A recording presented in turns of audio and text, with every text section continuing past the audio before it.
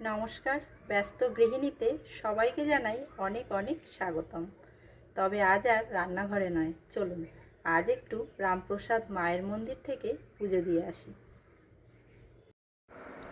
অনেকক্ষণ লাইনে দাঁড়িয়ে থাকার পর অবশেষে ভেতরে ঢুকতে পারলাম।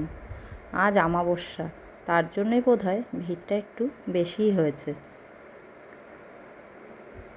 দেখুন এখনও ভালোই ভিড় আছে। আর এই যে এইদিকে আছে মা জগদেশ্বরী। আর এই যে বটগাছটি দেখছেন, এই বটগাছের নিচেই সাধক রামপ্রসাদ সেন মায়ের সাধনা করেছিল। আর এই যে দেখুন আমাদের পুজো দেওয়া হয়ে গেছে। আর এখানে কিছু কচ্ছপ ছিল, তো তাদেরকে আবার কিছু খাবার দেওয়া হলো। আর দেখুন খাবারের জন্য কচ্ছপগুলো সব এক জায়গায় এসে জড়ো হয়েছে। কি সুন্দর করে মুড়িগুলো খাচ্ছে। আর এই পাশে কত পায়রাও ছিল, তাদেরকেও কিছু খাবার দেওয়া হলো।